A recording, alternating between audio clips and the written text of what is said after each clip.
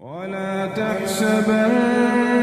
الذين قتلوا في سبيل الله أمواتا بل أحياء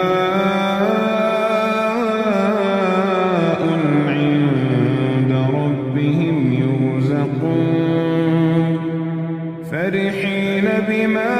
آتاهم الله من فضله ويستبشرون بالذين لم يلحقوا بهم من خلفهم ألا خوف عليهم ولا هم يحزنون